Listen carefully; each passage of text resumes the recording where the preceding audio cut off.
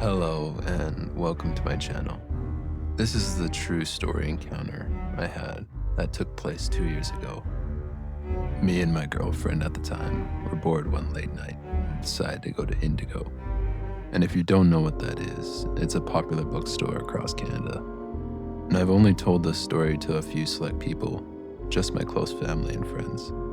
And every time I get the same response. Why didn't you just get out of there? Honestly, I asked myself that too, but how could I?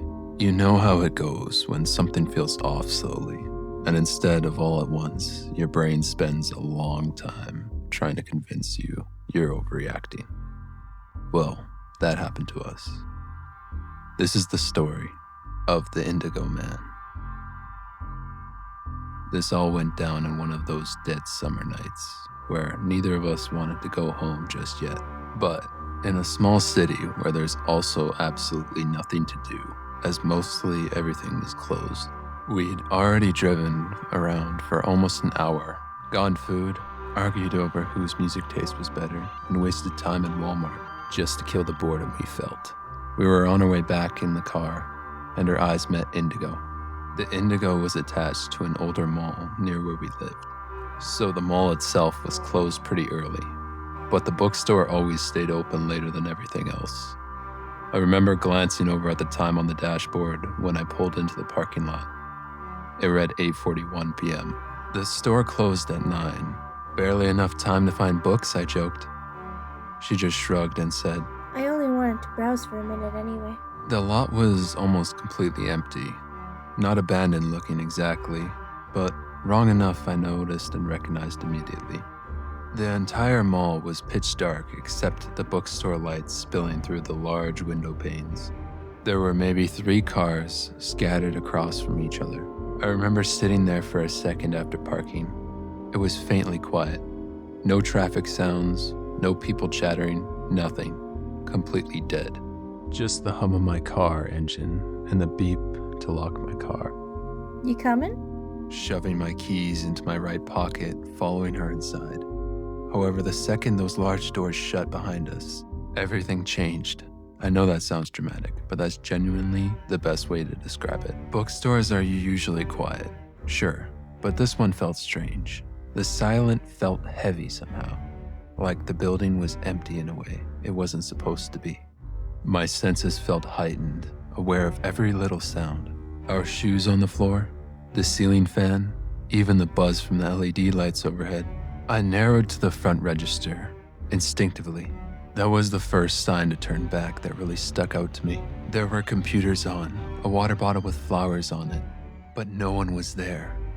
My girlfriend didn't seem to care at all, oblivious to the surroundings. She headed towards the romance section, while I wandered over to the psychology section that was close by. I remember thinking the employee was probably just in the back, organizing books. At that point, nothing actually felt dangerous, just, well, off. I made maybe 2 aisles in, and then I saw him. At first, I only noticed the movement in my peripheral vision. Something standing, completely still at the end of the row, 20 feet in front of me. He was tall, probably about 6 feet. He might have been taller because of how thin his frame was. He wore denim overalls over a gray long-sleeve shirt that had deep stains around the chest and sleeves. My first thought was honestly that he just looked really old. Not elderly exactly, just worn out with strands of white hair all over the place. Like someone who spent years working outside. It didn't seem like he was browsing books. He was just standing there. I remember stopping a little briefly because something about him made me uncomfortable immediately, though I couldn't explain why. Then I noticed his face.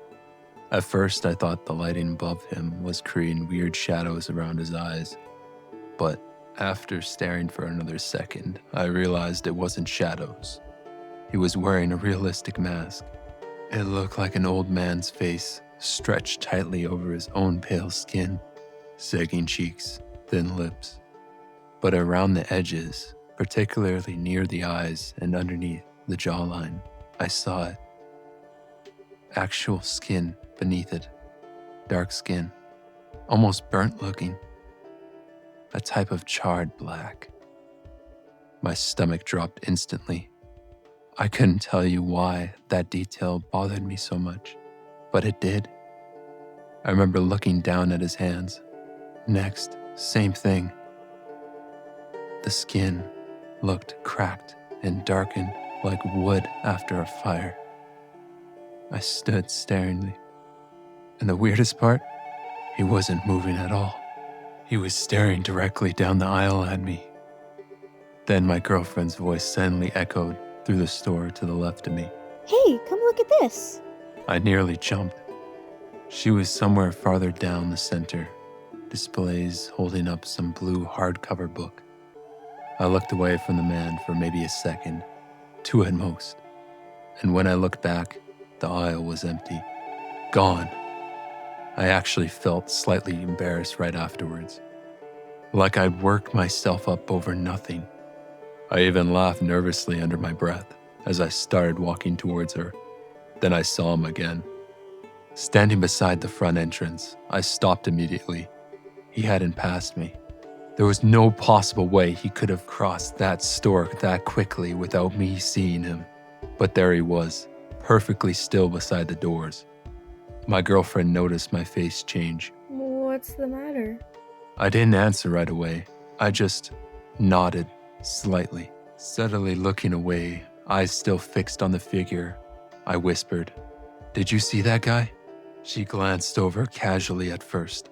Oh, that old man? Doesn't his face seem a little strange, like a mask?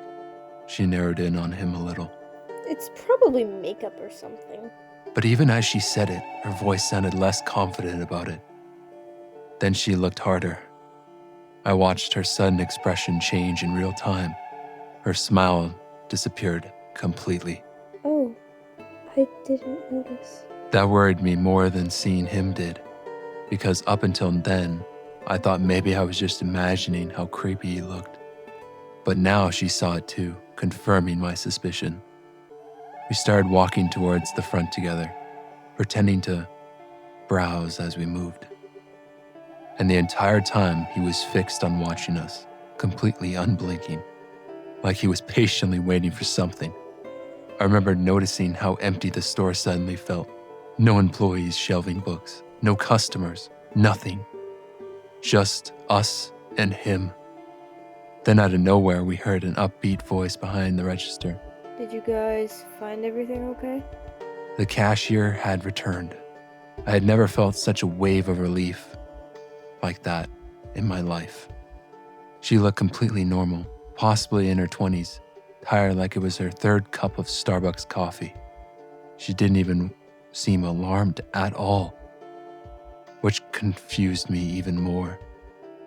Because this man was still standing there, clear as day, maybe 13 feet from her. I kept expecting her to glance over at him, but she never did.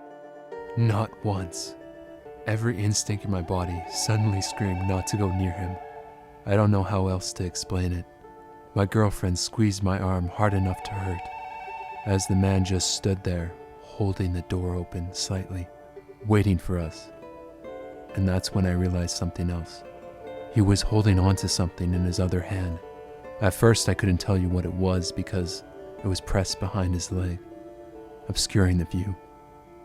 But it looked heavy, metal maybe, long enough to grip with 2 hands. My heart began pounding hard enough that I could hear it. I took a step backwards instead of forward. The second I did, the man's head tilted to the side slightly, curiously to what I was doing. Then a sound at the back of the store made a loud thud, making him let go of the door. He turned away from us and sped towards it, disappearing behind one of those front aisles. The second he was far enough, I whispered to my girlfriend, "Go!" We ran through the door before it closed. I slammed through the exit doors so hard that one of them slammed against the outside wall. We sprinted across the parking lot towards the car, while I kept expecting footsteps behind us. I unlocked the car so fast I nearly dropped my keys. The moment we got inside, I locked the doors. My girlfriend kept saying to me, Drive. but before pulling out, I looked back towards the store one last time. He was standing in the doorway again, perfectly still, following us from inside the light of the bookstore. And I could finally see the thing that was in his hand. It looked like a large hammer or a knife. I didn't know. I didn't wait long to figure out. I threw the car into reverse and rushed out there as fast as I could. At one point, driving home, I asked her, "Did you see the guy? Did that guy seem burned to you?" And she said, quietly, for a few seconds before answering. Yeah. Then she said something I still think about. I think he wanted to follow us outside to kill us. I've gone back and forth in my head trying to explain it logically. He could have been mentally ill. Maybe the mask and burned skin were from disfigurement. Maybe he was just someone who was scoping out the place for a robbery. But there's one thing I can never explain. Why was he holding the door open for us? And why was he wearing an old man mask? I still think about the way he held the door open for us. Patient. Like he genuinely believed we were eventually going to walk close enough for him to attack us. But yeah, that's my story. If you enjoyed, please like and subscribe. Thank you. And stay safe out there.